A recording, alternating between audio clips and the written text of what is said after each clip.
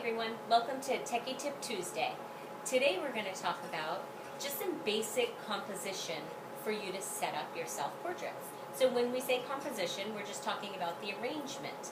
And just like in anything, whether it be a dance or an arrangement of flowers, we're talking about the way you set things up to bring the viewer in. So let's talk about some basic guidelines for that. Tell us, Jeff. We can start out with the rule of thirds, which rule of thirds, we can say that's not really a rule. Let's just call it a guideline. Rule just sounds too. The guideline being that your photo is arranging a photo. Your eyes are drawn to certain points of a photo, and the rule of thirds is that your eyes are drawn to these points, being set in a grid of two vertical, two horizontal lines where they intersect is where the eyes are drawn, which is typically to the left of a photo, to the right of the photo, up a little high in a photo, down a little low in a photo. Just as long as it's not, your subject isn't centered in the middle of your photo.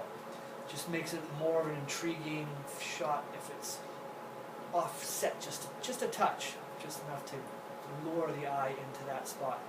Cool. So there's actually a grid on the iPhone that can show you these lines so you can begin to get an understanding of what might make for a more interesting composition. Yes, the grid is on the iPhone, and you can keep it on your screen as you shoot, which will help you out a lot. Don't get too hung up on the grid itself or the rule of thirds, because you can make up for this in your cropping later on in the post-process. So if you're off a little, don't worry, you can always make up for it. Of course, it's better to compose your shot first so you don't have to crop it later, but don't fret too much about it. You can always adjust it and crop it. Right. And basically, if you don't remember anything or don't really care to know a whole lot about editing or anything really, just remember that get yourself out of the center, off to the side, one side or the other will make for a much more interesting picture. So again, don't get too hung up on the nitty-gritty, just play with that. And so tell us about, you always have such an amazing ability to draw people into your photos. Thank you, Kelly. And so what do you use to do that? Because there's numerous things you can use. There's lighting, light being a light focus on your subject, yourself being your subject.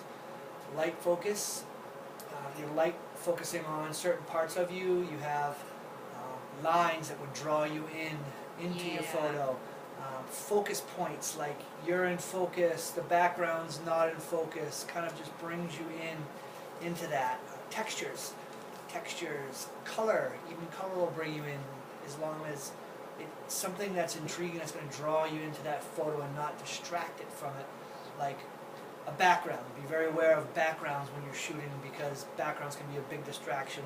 Later on in post-processing, you can blur those out to bring focus more to your subject. Although this week, where we're using space, the background will be a big possible part of the composition. Sure. So using some of the leading lines, hallways or lines on a road or tracks or something can visually draw people in.